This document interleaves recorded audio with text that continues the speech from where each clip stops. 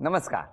Jagannath Gangaram Pednekar jewellers प्रस्तुत home minister को powered by Godrej number 1 आणि सोसायटी मसाला टीच्या या भागात मी आदेश बांदेकर आपणा सगळ्यांचं मनापासून स्वागत करतो. सानी पार्क सोसायटी रमेश नगर अंधेरी पश्चिम इथे राहणाऱ्या आयशा संदीप मनध्यान या वहिनींना आज बोलतं करणार आहोत. सारंच काही जाणून घेणार आहोत. नेमकं कसं जमलं, बऱ्याचशा गोष्टी लपवून ठेवल्यात कुटुंबापासून, तर त्याही त्या डब्यातून बाहेर काढण्याचा आपण प्रयत्न करूया. सुरुवात करूया आजच्या गप्पांना, पण त्याआधी नमस्कार. नमस्कार.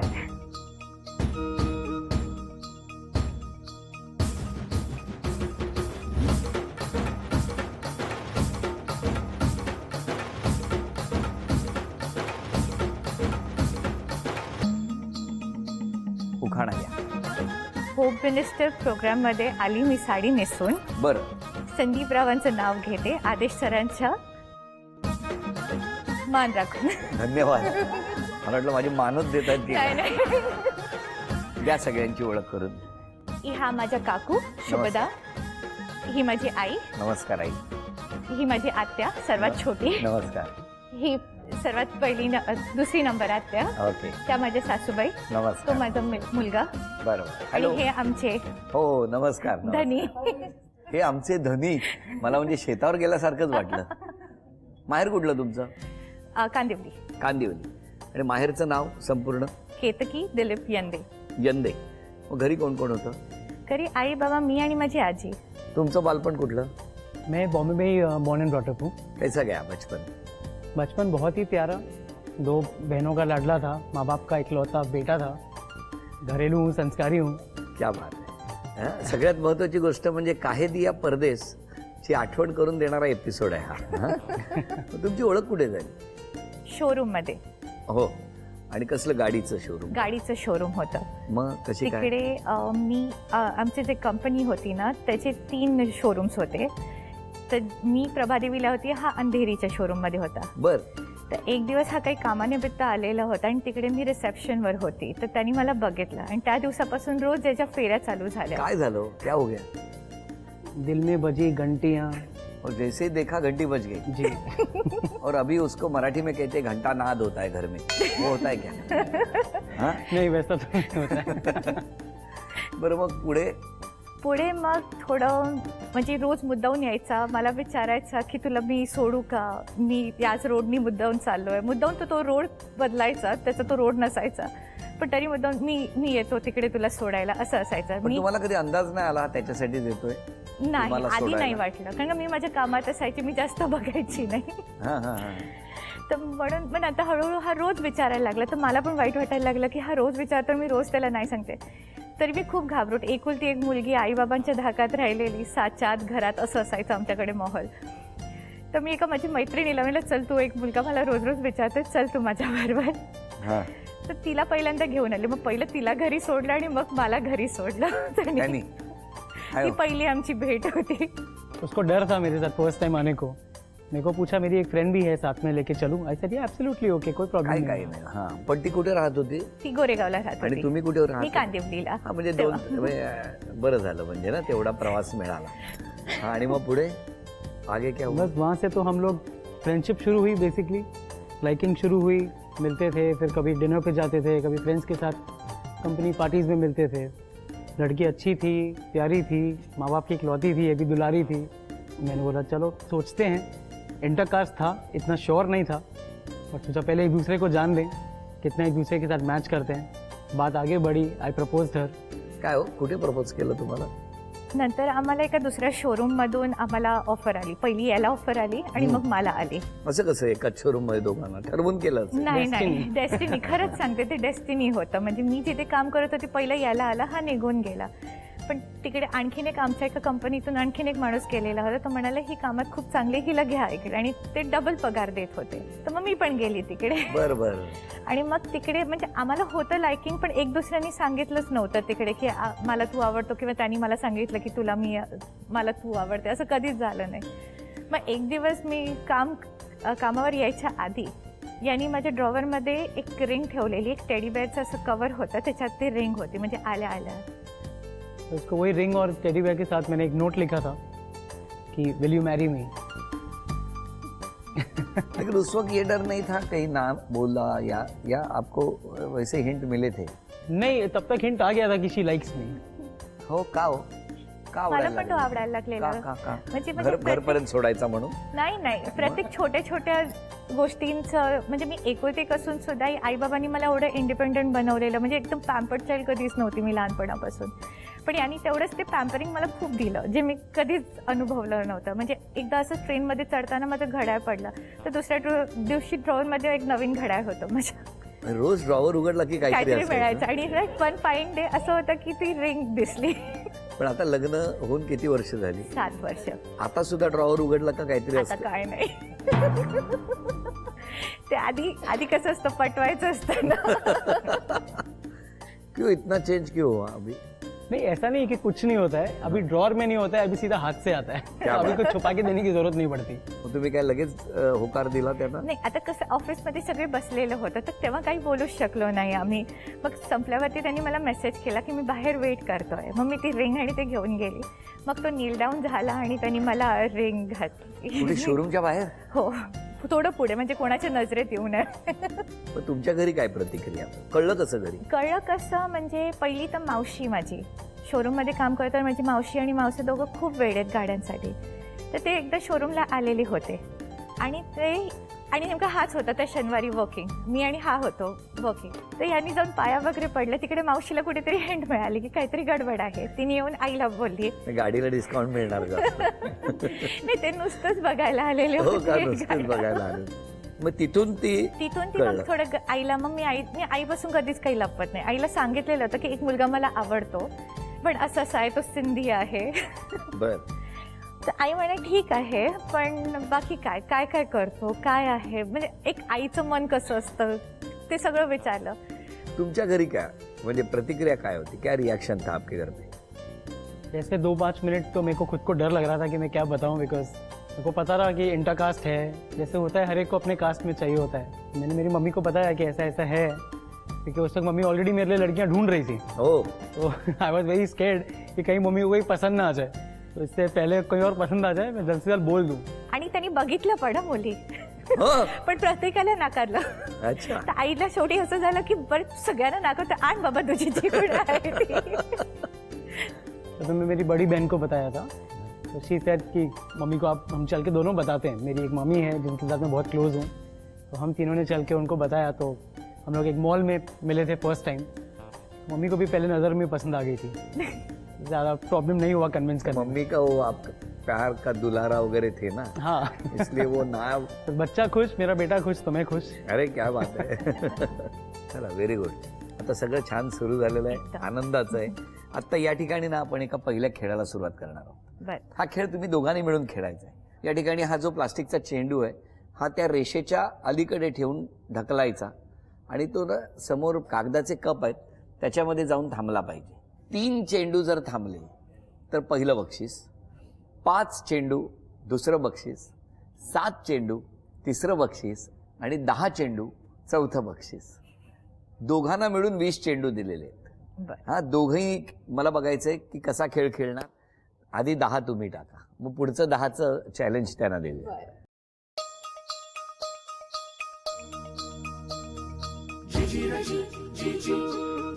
एक, 2,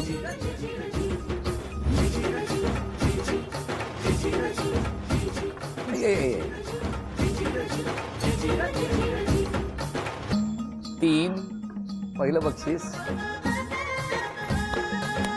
आतापर्यंत 3 हा स्कोर आहे. आता तुम्ही त्यांना किती जास्त बक्षीस मिळवून देता ते आम्हाला बघायचं.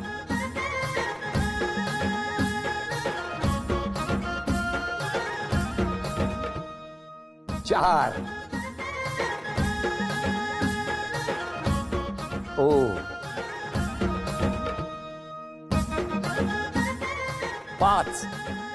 5, चला 2 बक्षीस मिळाली आहेत. 6, आणखीन एक गेला तर तिसरं बक्षीस.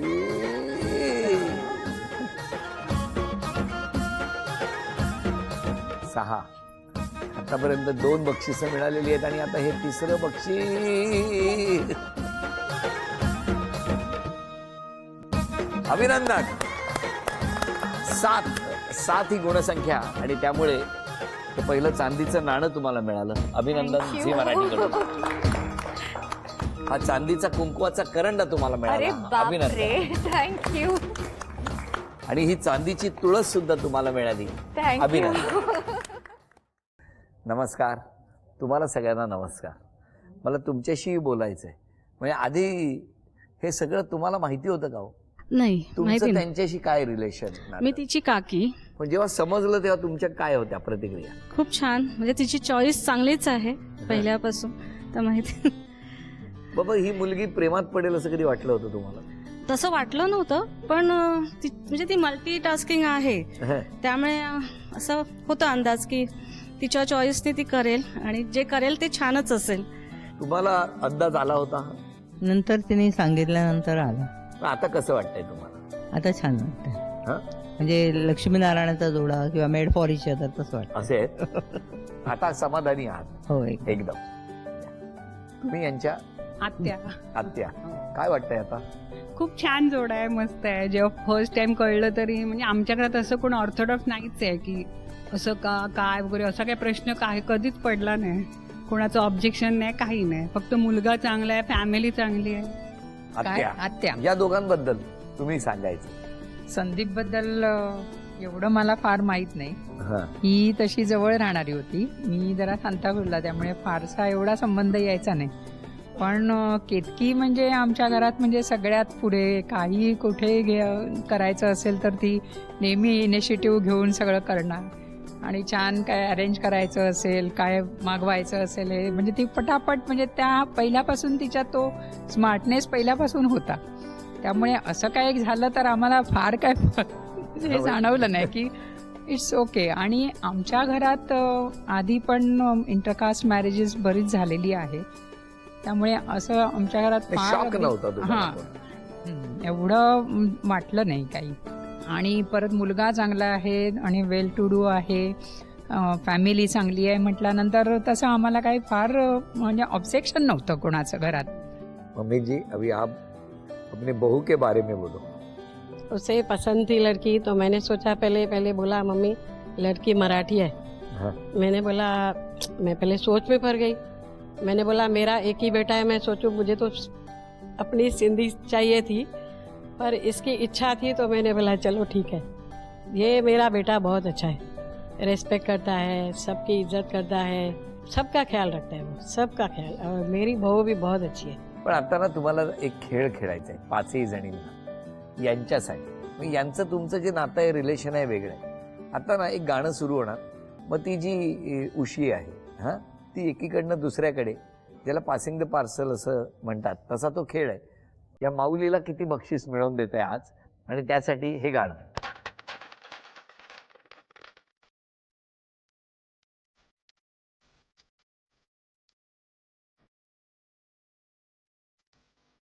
थांबा, आलं तुमच्याचकडे. पहिली शिक्षा तुमच्याकडे आहे. एक कुठलाही अंक सांगा. 4. 1, 2, 3, 4. बघूया तुमच्यासाठी कुठली शिक्षा आलेली आहे. तुम्हाला 30 सेकंदाची वेळ आहे. 2 बाउल असणार आणि त्या 2 बाउलमध्ये स्ट्रॉच्या सहाय्याने इथनं एक चेंडू उचलायचा आणि दुसऱ्या बाउलमध्ये ठेवायचा. हां, 10 चेंडू जर तुम्ही गोळा केले तर या माऊलीला पहिलं बक्षीस मिळवून देणार तुम्ही. तुमची वेळ सुरू होते आत्ता. 1, 2, 3, 4, 5, 6, 7, 8, शेवटची 5 सेकंद. 9, 2 सेकंद. अभिनंदन. हे पहिलं बक्षीस तुम्हाला मिळालं. अभिनंदन. झी मराठीकडून ही भेट.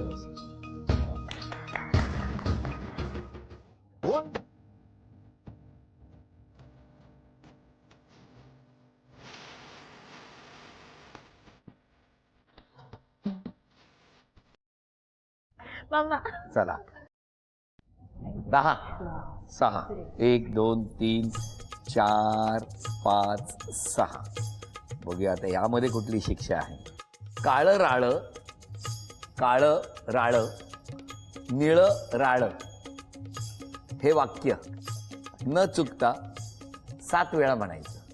काळं राळं निळं राळं, काळं राळं निळं राळं, काळं राळं निळं राळं, काळं राळं निळं राळं, काळं राळं निळं राळं, काळं राळं निळं राळं, काळं राळं निळं राळं. अभिनंदन. चला, हे दुसरं बक्षीस पण तुम्हाला मिळालं. अभिनंदन.